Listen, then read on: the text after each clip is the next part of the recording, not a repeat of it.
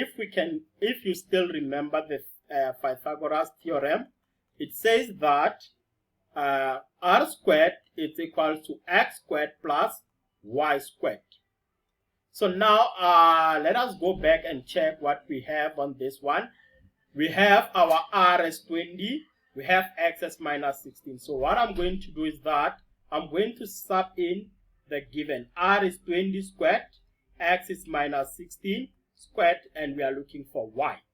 So now if I isolate the value of y, can someone please assist us with the calculator? Can you please tell me what is 20 squared and what is minus 16 squared?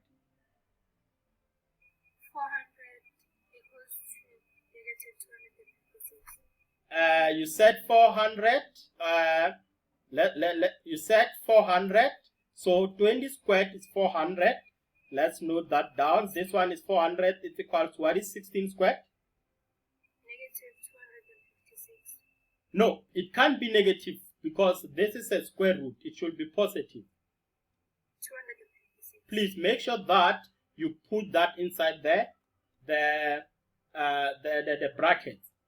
So now you said 256. So now to solve y, we're going to have the 400. The 256 will come on the other side to be negative. What is 400 minus 256? 144. Exactly, 144. So now I'm going to square. Remember the square root is plus or minus.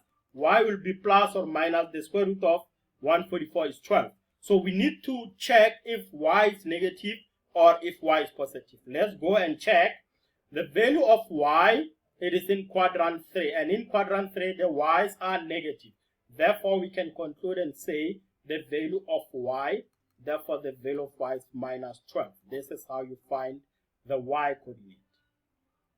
Are you all happy with that? Any question on this problem? No, sir. Okay.